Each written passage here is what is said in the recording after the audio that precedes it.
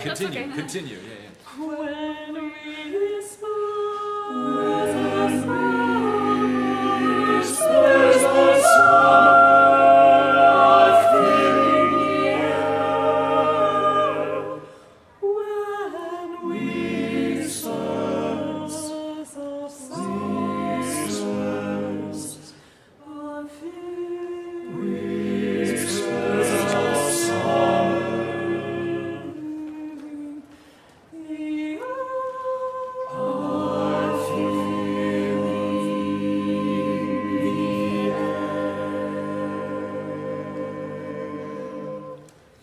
of first half note there, not a half note.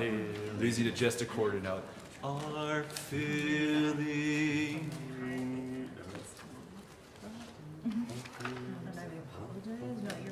Just be there and I'm trying to find a good place to breathe that's not. But yeah, so thanks for being there. Yep. We have time. We're gonna do that same thing again. Make that feel really good, or The whole piece or the last page? just that last page, yeah. Last 2 pages. From the same spot. Yeah. When from the whispers. same, Yeah, it's the, Yeah. at least we did it together. Yeah. When whispers of summer filling the air. When whispers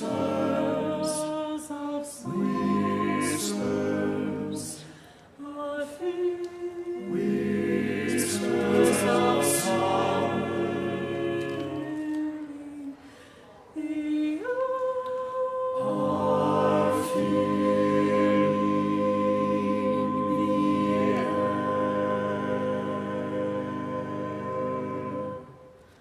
That was good. Yeah. Last night. Yeah. Anything else in here? yeah. Anything else in this piece? Oh, maybe one more time. Dan, Dan, did you feel okay about page 4, bottom, finding that F? Oh, yeah, that Just morning junk. morning junk. Morning junk, sweet. Anything else I in like this? that term. Yeah. Morning just. I don't know what you're talking about. Oh, hey, look, here we are. We're on TV. Oh. What network? Oh, yeah. We have a lot of beach last names. Yeah. Or, That's Hoffman, Howard, What's the, Howard, Pepperman. what's that order? It's a requirement for half of us. Was it first names? It was by first name. Okay. It might have just been the random order that I wrote. Oh, no, it wasn't by They first may name. I not was be gonna say, 'cause ordered that at was the all. last one. Could have been the order of the email address. Yes, exactly. Cool. Okay, what else? Touch on Delius. Yes. Should we rearrange again or just leave staying? Let's rearrange. Well, because we're separate, right? We'll Yeah. be walking up Yeah. here, Yeah. back and down between each piece. Okay, so Because this they're is separated just throughout the title, right? service. Oh, okay, cool. Whispers of Summer is the first one, Midsummer Song will be the next one for the offertory.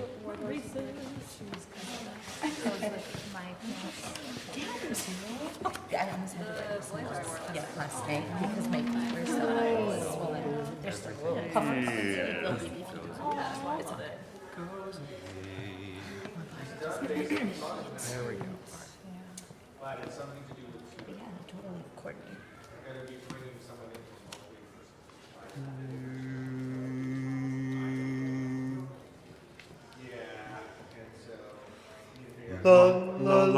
On midsummer day, we'll dance and we'll sing, we'll wander and sway. Pinches are not there. Nope. No, it's Sunday morning.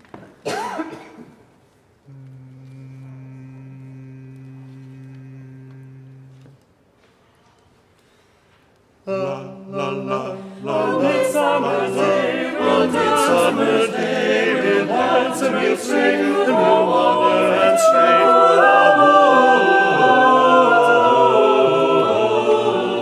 woods, through the woods, through the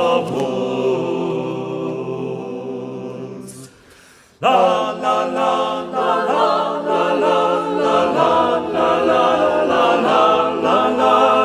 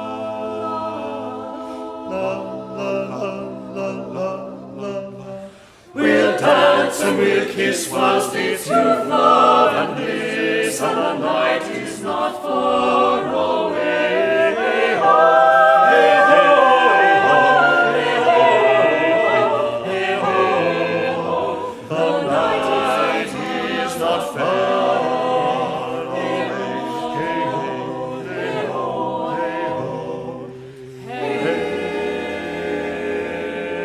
ho.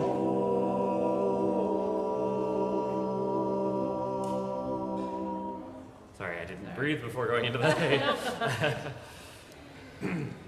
Cool. Maybe just the last. Yeah, wait for Dan. Wait for Dan. Like, wow. Yep. You want to do page 12 at the end again, maybe?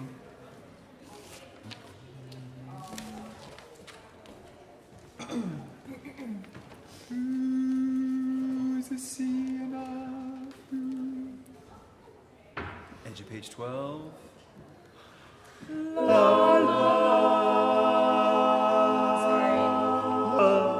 One more time, one more time. I was starting on the I was starting with the this. moderato, but then I wasn't starting on realized the we law. weren't doing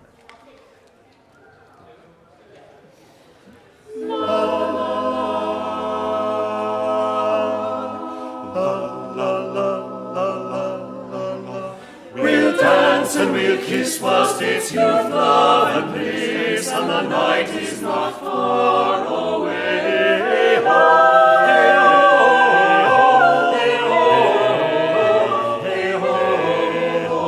The night is not far away.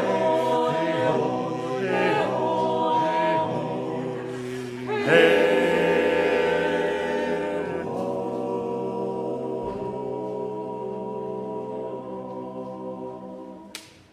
Sorry. I'm gonna look at you. I was like, when I look at Dan, it goes a lot better. But it's so much clearer. When I remember to do things, that helps too. Yeah, so which one is first among the... Yeah, what's the order? The order. They're doing some music for gathering. There's a welcoming song. Then Whispers of Summer is first. We're doing it in order right now. Then a hymn. Then this one, Midsummer Song. Midsummer Song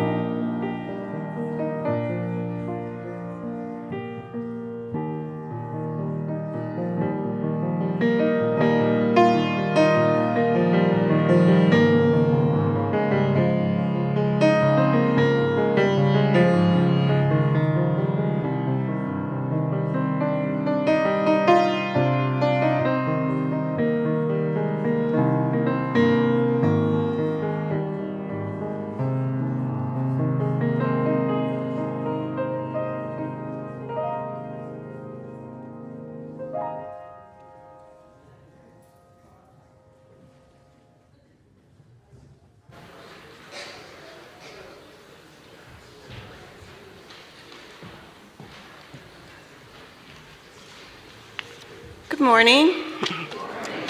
My name is Charlotte Broadkern, and I serve on the Board of Trustees here at First Unitarian. Whoever you are, whomever you love, whether you carry joy or sorrow in your heart, you are welcome here. All people of goodwill are warmly invited to join us on the great journey of the mind, the heart, and the spirit. If this is your first time with us today, please let the offering basket pass you by. Your presence is gift enough. We hope you will join us for coffee and conversation in the community room after the service. We would love to get to know you and answer any questions you might have. You also can visit the information table next to the exit from the community room. If you are looking for ways to engage with our community and support the work of our congregation, please visit the opportunities table at the back of the community room after the service. There are a variety of activities that would welcome more helping hands. We would love to match you with an opportunity that interests you. Please remember to silence your cell phone and other electronic devices. Welcome to worship. At this time, please take a moment to greet the people sitting around you.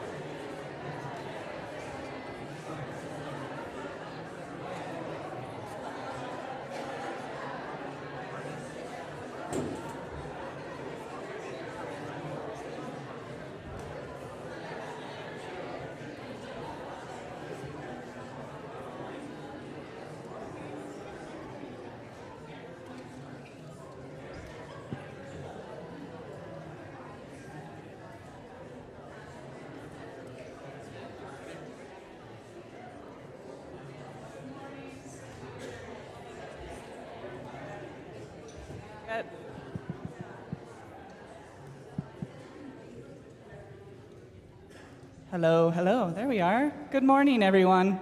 So glad you're here. It's my honor to welcome our guest musicians this morning, the Quorum Choir, collaborative choir.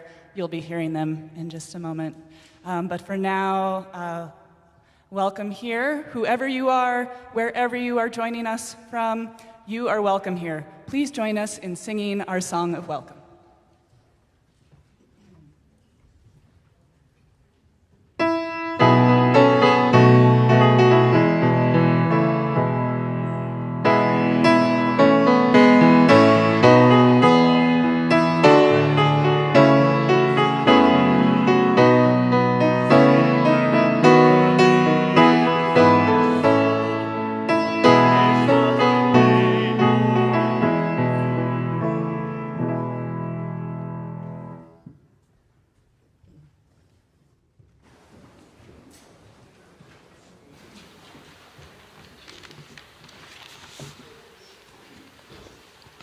Our call to worship today is a poem by Sonia Sanchez called Eyes Delirious with Grace. Copyright 1995. I have come into the city. I had come into the city carrying life in my eyes amid rumors of death, calling out to everyone who would listen. It is time to move us all into another century. Time for freedom and racial and sexual justice. Time for women and children and men. Time for hands unbound. I had come into the city wearing peaceful breasts, and the spaces between us smiled. I had come into the city carrying life in my eyes. I had come into the city carrying life in my eyes. And they followed us in their cars with their computers, and their tongues crawled with caterpillars. And they bumped us off the road, turned over our cars, and they bombed our building, killed our babies, and they slaughtered our doctors, maintaining our bodies, and their courts changed into confessionals. But we kept on organizing, we kept on teaching, believing, loving, doing what was holy, moving to a higher ground. even though our hands were full of slaughtered truth. But we held our eyes delirious with grace. But we held our eyes delirious with grace. Come, I say, come, you sitting still in domestic bacteria. Come, I say, come, you standing still in double-breasted mornings. Come, I say, come and return to the fight, this fight for the earth, this fight for our children, this fight for our life. We need your hurricane voices. We need your sacred hands. I say, come, sister, brother, to the, to the battlefield. Come into the rainforests. Come into the hood. Come into the barrios. Come into the schools. Come into the abortion clinics. Come into the prisons. Come and caress our spines. I say, come, wrap your feet around justice. I say, come, wrap your tongues around truth. I say, come, wrap your hands with deeds and prayers. You brown ones, you yellow ones, you black ones, you gay ones, you white ones, you lesbian ones. Come, come, come, come. Come to this battlefield called life, called life, called life.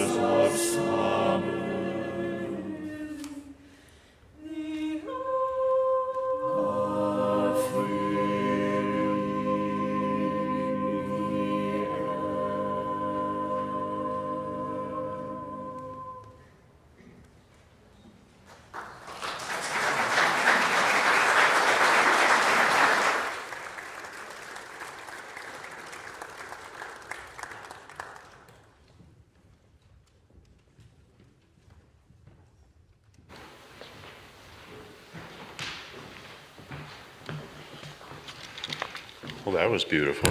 Thank you. So, good morning, First Unitarian. I want to very briefly thank Leah Davis for thinking of the phrase pre-homily. I told her what I wanted to do at this point in the service, but I didn't know what to call it, and she said, call it a pre-homily. So thanks, Leah. What I want to do in this pre-homily is consider a few definitions of the word liberal and see how that might apply to Jesus from Nazareth. Liberal, adjective, definition 1. Concerned with liberal arts, broadening a person's general knowledge and experience rather than with technical or professional training. Now, in the Gospels, Jesus is all about this. As he journeyed with the disciples, the teachings he gave were and are intended to help the disciples engage the world in a totally different way, to understand people differently, to understand God differently.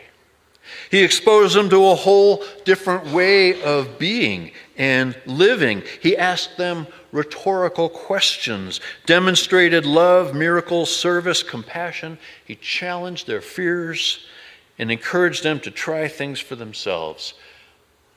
I think it's fair to say Jesus embodied a very liberal arts approach to education. Liberal, adjective, definition 2, broadly construed or understood, not strictly literal or exact, especially concerning interpretation of a law. So Jesus affirmed the Old Testament and its teachings, but in no way did he stick to literal interpretations. The Sermon on the Mount is a fine example. You have heard it said, an eye for an eye. But I say to you, turn the other cheek. The Old Testament stopped at the first part, but Jesus does not, implying that turning the other cheek is truer to the heart of God, even if the law permitted otherwise.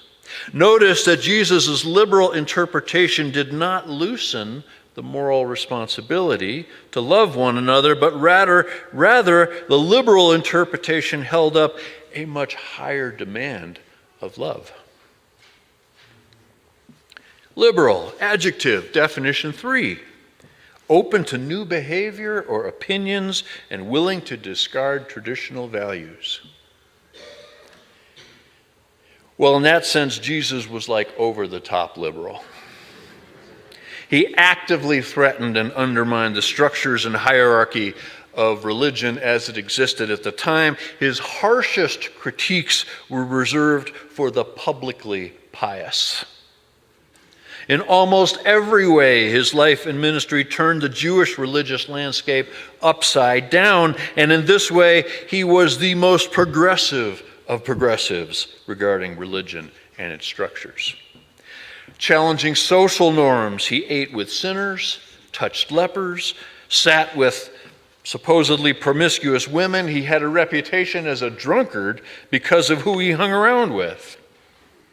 Stringent in moral demands, but the specific demands he articulated were unequivocally liberal, as in liberate the oppressed, feed the poor, liberate the disenfranchised. In all these ways, Jesus was beyond liberal, he was revolutionary. Liberal, noun, definition 4, giving generously. Well, this kind of fits Jesus. Legendarily, like nobody outgives Jesus, right? He was liberal in his love, liberal in his life. He called his disciples to live outrageously liberal lives. He challenged a young rich ruler to sell it all and give to the poor. Jesus is generously liberal. And that is a pre-homily.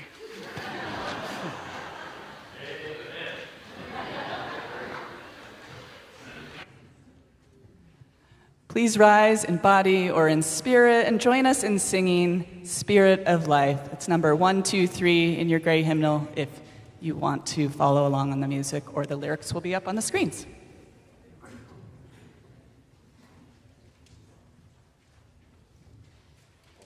Tom, come to the mic, please, because of the live stream. Yes, thank you.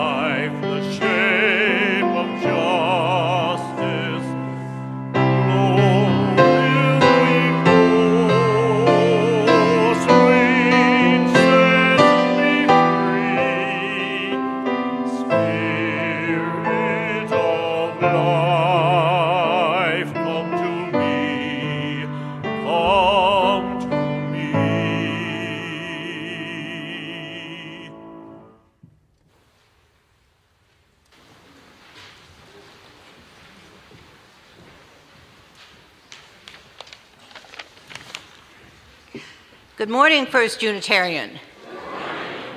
I am Sheila Hagee. I joined First Unitarian just this year, but I've been a member of Unitarian churches and fellowships around the country all of my adult life. I'm now serving on the Connections Ministry Committee and the Religious Exploration Committee and the Reproductive Justice Committee, and enjoying every minute of every one.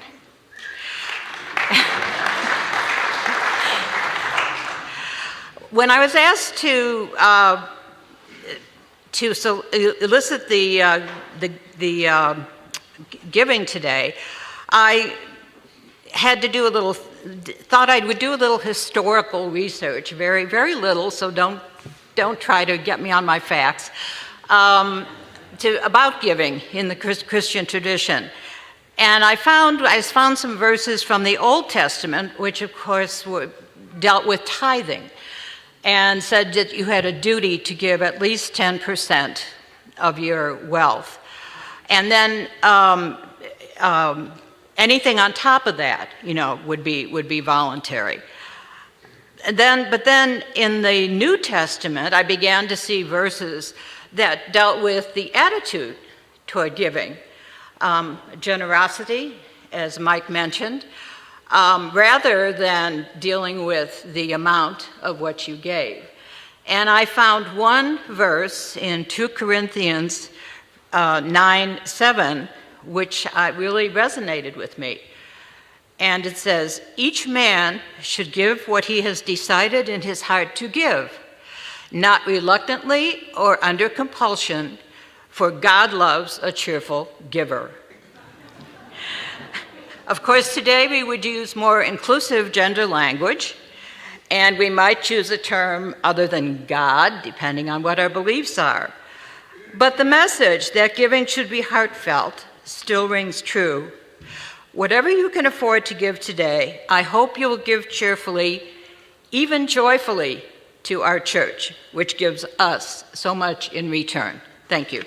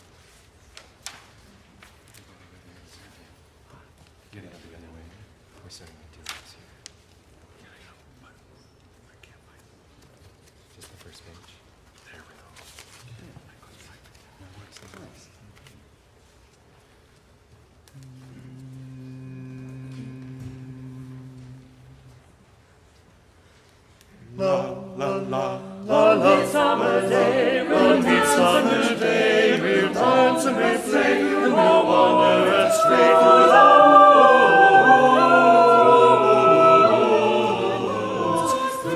the woods, through the woods. La la la la la la la la la la la la la la la.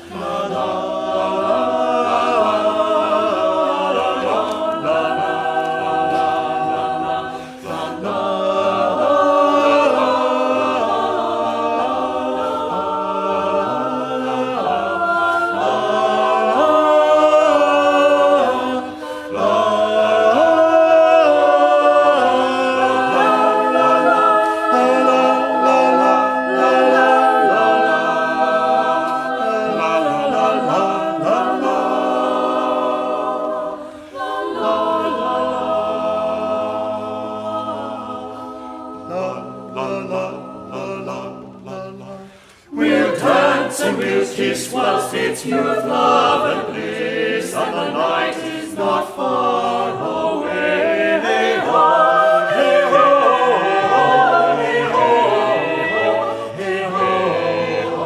The night is not far away. Hey ho, hey ho, hey ho, hey.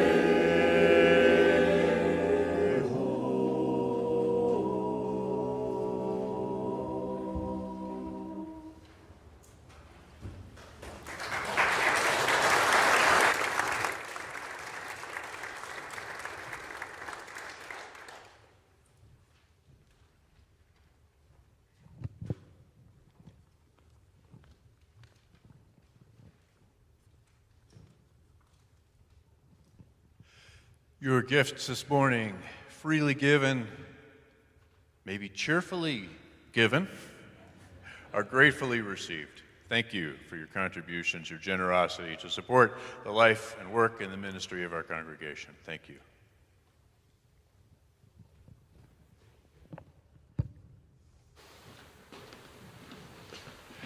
I want to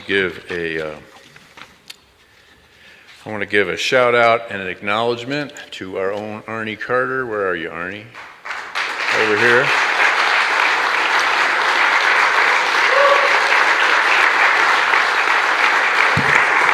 So most of you probably know, maybe some of you don't, but Arnie Carter was arrested with 15 other people protesting the war in Gaza not too long ago, and all 14 of the other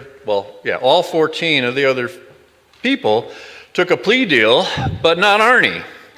Arnie insisted this go all the way to a jury trial. That jury trial happened last week, and of the 4 charges, 3 of them were dropped, and only 1 stuck, and I believe a fine that will be dismissed with some community service work, correct? Thank you for standing up for what you believe, Arnie.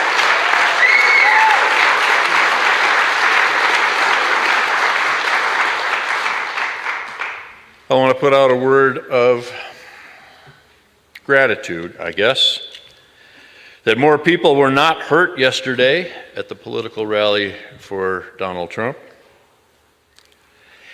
I don't know what the solution is to the problem of the former president. I do think the former president is a real problem, but I know that guns and death have no part in that solution if we're going to go anywhere worth going. Along those lines, I want to put out a prayer for the people of Gaza again, and I call on both Hamas and the nation of Israel to cease fire. Give some respect and security and safety to people who have already suffered far more than anybody deserves to suffer. Cease fire. Lastly, this morning, I want to just, for whatever it's worth, and I'm trusting that it's worth something, I want to just put out some prayers for wisdom in those who would lead. Beyond cleverness and beyond self-interest, beyond politics, beyond any election strategy, beyond insatiable egos and insatiable arrogance, may wisdom come to those who wield power or those who seek to wield power. May wisdom guide their words and their deeds. May wisdom fill their spirits.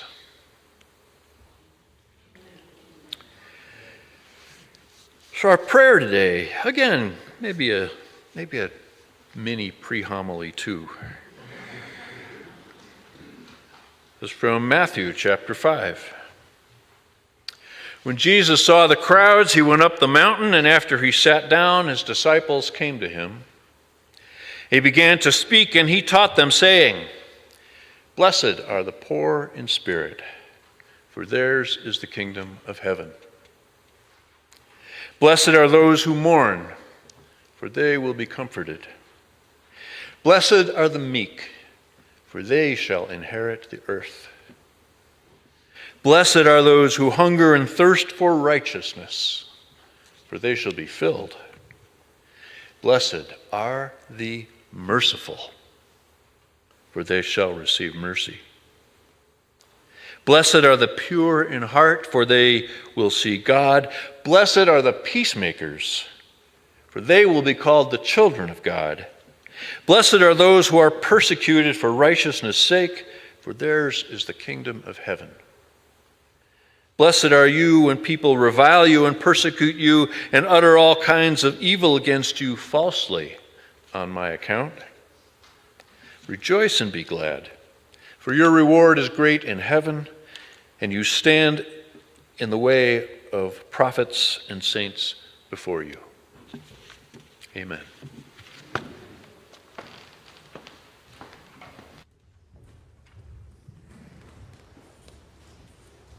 Good morning. We have another prayer for you in the form of song.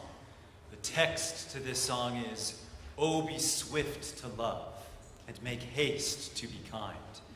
We'd actually like you to sing this with us this morning, which is just going to involve a little bit of teaching, and then we'll sing it in the round together. First, we'll sing this song for you so you can get a good idea of what it's like.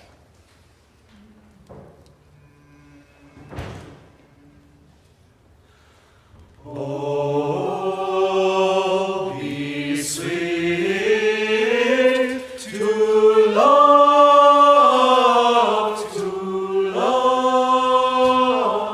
and make haste to be kind, to be kind. Now we're going to learn this piece together, and we'll divide ourselves into two groups and sing part one and part two in the round. We'll send our singers out there to help you sing together, and we'll do a third part from up here on the stage. By the way, this church, I think you would really love the book that this song comes from, the Justice Choir Songbook, which is full of music like this that is under a Creative Commons license used for lots of different people. Some of you are nodding like, yes, I'm hip to the Justice Choir Songbook, which is good. So here we go. Repeat after me. I'll be doing some solfege hand signs up here if you're hip to such things, but if not, just listen and repeat. Oh, oh, be swift. Oh, be swift. Oh, be swift. Oh, be swift to love. Oh, I gotta have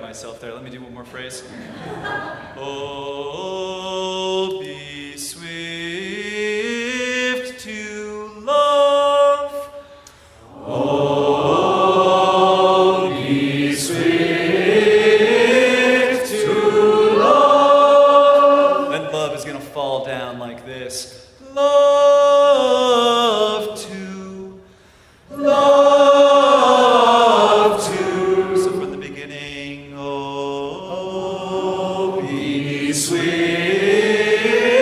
to love to. Good, and from there we go. Love to love. Love to love. Now from the beginning together. Oh, be swift to love, to love. We're halfway there, excellent.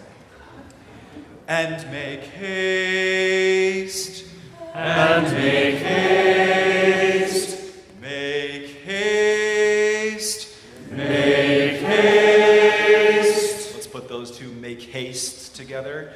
And make haste, make haste. One more time, that same thing. And make haste, make haste. Then it's time to be kind. To be kind, to be kind. Listen once to this. And make haste, make haste to be kind. And make haste, make haste to be kind. And the final phrase, to be kind, to be kind. So the second half of the song sounds like this. And make haste to be kind, to be kind. And make haste to be kind, to be kind. From the beginning, let's sing it 2 times in a row, see if time. Here we go. Oh, be swift to love, and make haste to be kind, to be kind. Oh, be swift to love,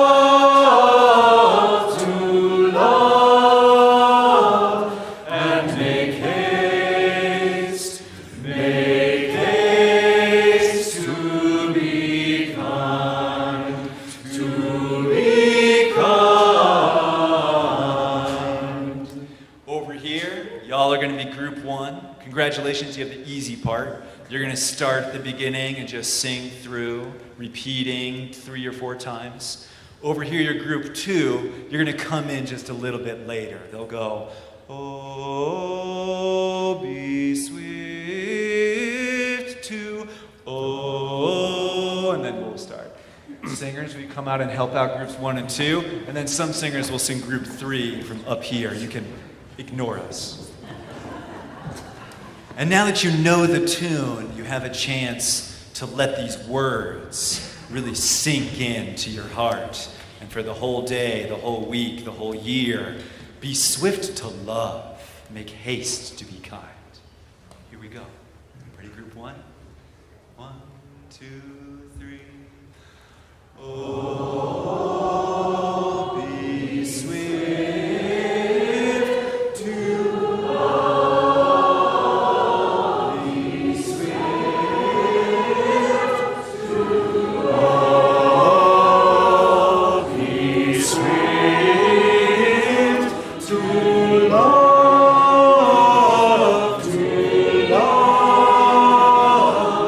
and make haste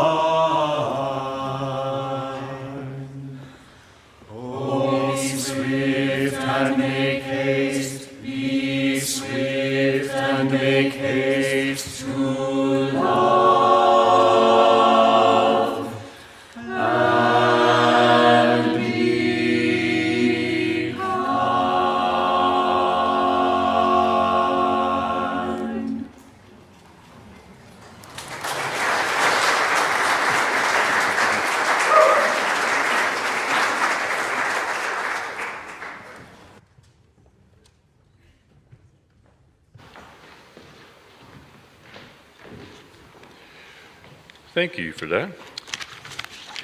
If you'd like to, stand and stretch a moment.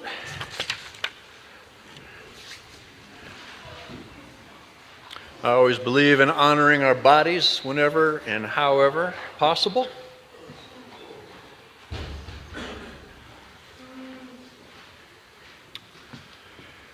So, not every sermon needs a caveat up front, but this one does. A gentle reminder of something that is always true in this church, which is that not one thing I say from this pulpit implies in any way, shape, or form that you agree with me, or that you should, or that I speak for you as individuals or as a community. Not one thing. We stand in the tradition of the free pulpit, and that means I am up here to respectfully speak the truth as I see it. You are perfectly free to disagree with me. That is fine. It only adds, in my opinion, to the beauty and complexity of our covenantal relationship. I also need to make just a couple of distinctions. I'm going to be talking about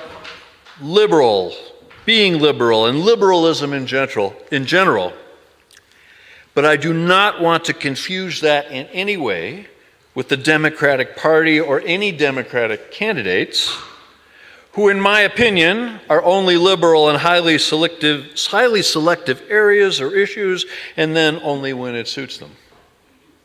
From where I'm sitting, from my point of view, the Democratic Party is no more invested in truly liberal principles than the current Republican Party is truly invested in conservative principles. What I am going to try to get at is liberal values, liberal ideals, liberal principles. All that understood? So here goes. Despite the fact that the word liberal has fallen upon hard times, and despite the fact that even some of our finest modern liberationist thinkers, most of whom, by the way, happen to be black and Hispanic women, despite the fact that even they shy away from the word liberal, and despite the fact that the word liberal is now most frequently used in a derogatory way, I remain a liberal, and I am unrepentant. To quote A. Powell Davies, the common denominator of all liberalism is a devotion to liberty. The two words, of course, come from the same root. Liberalism is that which liberates. Its object is to loosen bondage, whether of the mind or of the person, whether of individuals or societies, and its motivation is the faith that human life can only reach its fullest stature through continuous liberation, through the struggle to be free. Unquote. I choose not to hide behind what I consider less accurate words like progressive or left-leaning or otherwise. Liberal is a wonderful word.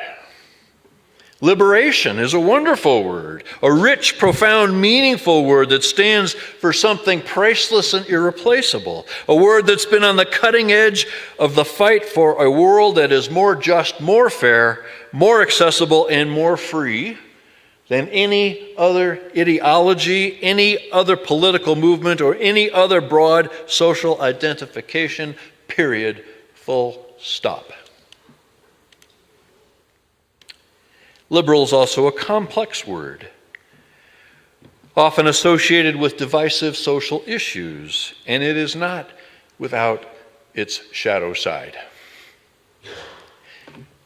But that does not invalidate all the good liberalism has done, all that it's accomplished, all that liberalism continues to stand for. A few synonyms of liberal that come up on any quick search are generous, plentiful, abundant, tolerant, not narrow in one's views and ideas, favoring process and reforms. I'll give just a little historical perspective on why I remain an unrepentant liberal, and why I think you should do that too. Consider that it was unapologetic liberals of their day who decided to cut loose from Great Britain and form a new nation in the colonies, reconstructing the ancient idea of democracy as the best way to ensure representation, personal and economic freedom, and a social contract based on a common good rather than on a kingly or a divine decree. Conservatives in the mid-1700s considered the very idea that a government could exist to ensure freedom for its citizens a radical and dangerous experiment. And if you read some of their commentary, you'll notice it actually sounds disturbingly familiar. They thought the idea of self-governing democracy was going to undermine morality, destroy Christianity, lead inevitably to crime and social upheaval, and potentially bring down civilization itself. They were wrong, and not for the last time. It was liberals who argued for and sometimes died for religious freedom. It was liberals who recognized that slavery is not only antithetical to the idea of democracy, but a moral issue of the highest possible order.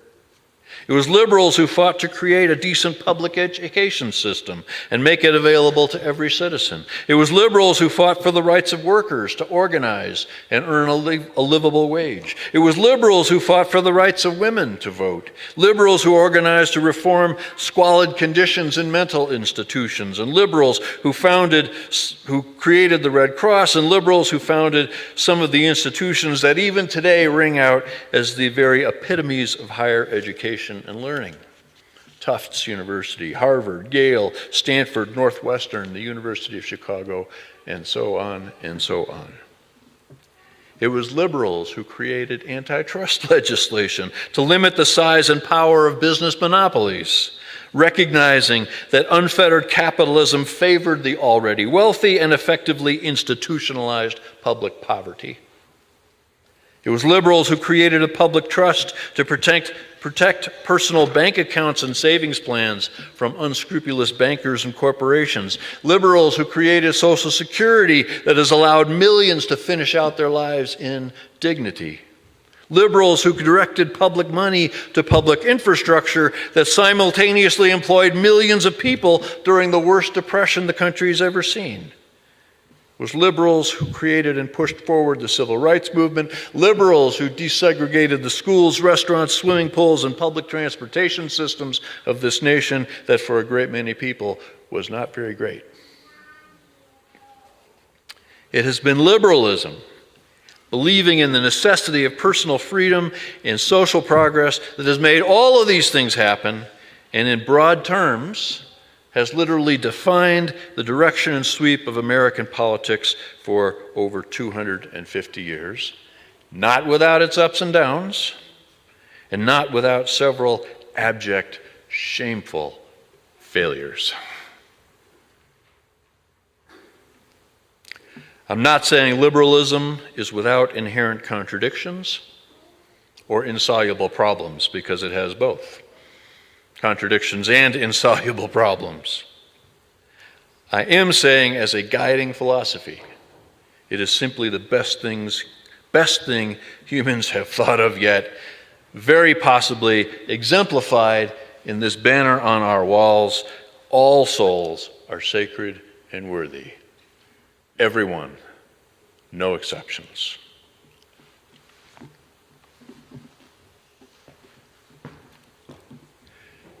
All that makes sense? Consider, if there's a God, some divine creator of this vast, complex universe, could such a creator be anything other than liberal? Going back to our definitions, if liberal is generous, abundant, plentiful, favoring process and reforms, could you come up with a better description of the universe? There's not just stars and planets, there's billions of them. There's not just living things on earth, there are billions of them. A teeming, inexhaustible complexity of divergence and harmony, every molecule of it in continual process and reform. Creation is extravagantly liberal. And I kind of think our lives should respond appropriately in kind.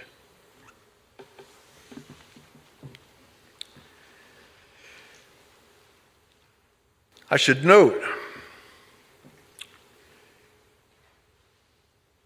I should at least acknowledge that everything I've just said about liberalism would turn about 35% of the American electorate various shades of purple. And I don't mean that as a political mixture. I'm okay with that. They make me pretty angry too. Gunnar Myrdal once said, America has had gifted conservative statesmen and national leaders, but with few exceptions, only the liberals have gone down in history as national heroes.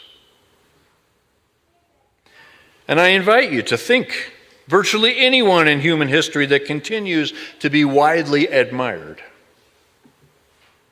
And I challenge you to find more than a tiny handful that wouldn't be considered liberal in every way. A short list that just came to my mind without even doing any research. George Washington, Frederick Douglass, Sojourner Truth, Abraham Lincoln, Susan B. Anthony, Nelson Mandela, Gandhi, Eleanor Roosevelt, Martin Luther King Jr., John F. Kennedy. The list goes on.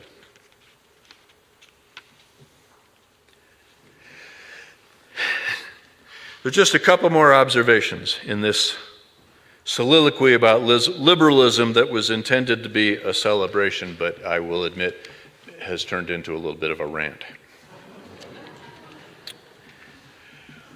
Consider that in different ways and in different languages, all the great spiritual leaders of the ages are people who came to essentially the same spiritual insight that all of life is inextricably bound together.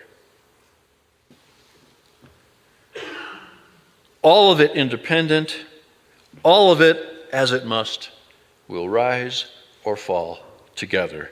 Jesus, Buddha, Lao Tzu, Confucius, Zoroaster, the ancient Greeks, they all taught in one way or another that no one can be all they can be until everyone can be all that they can be. They taught that the highest calling of a spiritual life is to live in service to a good that is greater than any of us individually and inherently tied to all living things. I am an unrepentant liberal because of all those people and all those spiritual leaders. I'm an unrepentant liberal because of what they stood for, what they thought, what they taught, what they fought for, all the tens of thousands of unsung, unremembered heroes and heroines who wrote the letters, went to the marches, organized the union, made their cases go to trial, took part in boycotts, spent time in jail cells, and generally made sacrifices to keep pressure on the status quo of their times, who understood and then stood up for the social and spiritual necessity of personal freedom and social progress, not just for themselves, but for everyone. I'm an unrepentant liberal because I claim these people as my teachers, mentors, and models. I claim them because I find them worthy. I claim them because in those rare moments when my vision clears, and my perspective on my own life within the larger history of humanity and planet Earth comes into focus, those are the lives that call to my own soul and to which I feel I should answer. Lastly, I'm an unrepentant liberal because the work isn't finished. Not by a long shot. There remains too much suffering that is unnecessary, too many human opportunities missed, too many precious lives still crushed under the weight of poverty, nationalism, materialism, militarism. The work of liberalism is not finished. The calling to continue is pressing and persistent. So I'm going to quote A. Powell Davies again, and full disclosure, A. Powell Davies is from whom I stole the title this morning. A. Powell Davies wrote, "As one such liberal, I glory in the accusation. I am a liberal without apology, a liberal without misgivings, a liberal without regret. I am an unrepentant liberal. So far as I'm sorry for anything, it is not because I am a liberal, but because I'm not more liberal than I am."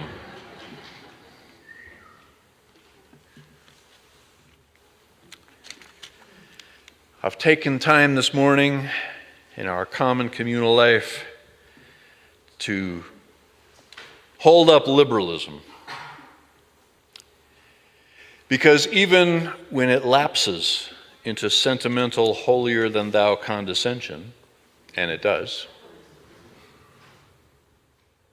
and even when it lapses into pacifism that is passive to the point of self-destruction, and it does,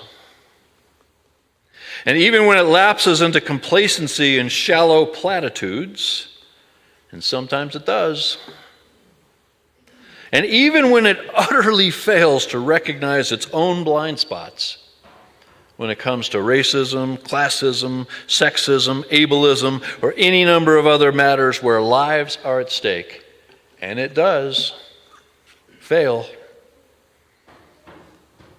even then, the ideals and the moral values that are the foundations of liberalism are too important, too valuable, too noble to take a back seat to the selfishness that so pervades our modern society. For all those reasons, I am an unrepentant liberal, and I think you should be too. Amen.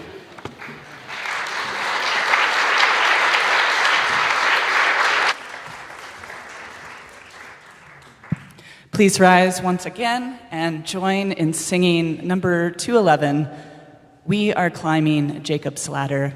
And please remain standing at the end to sing our closing affirmation. We need you, Tom. Come on up and help lead this.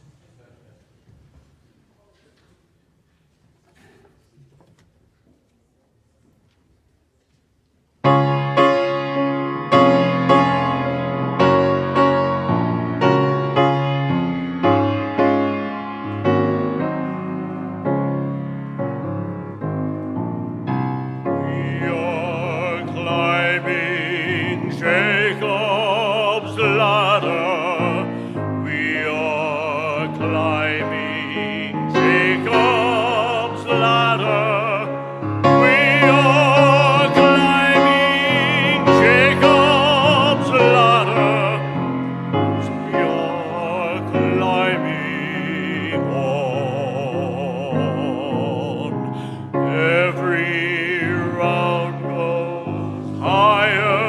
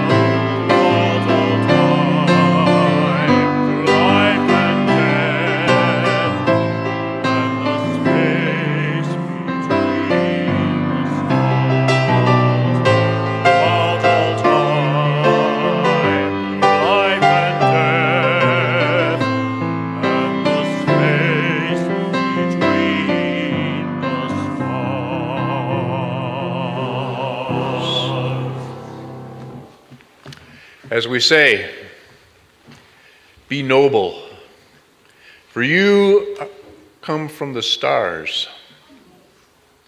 Be humble, for you are made of the earth. Be kind, for you belong to each other. Our service is ended.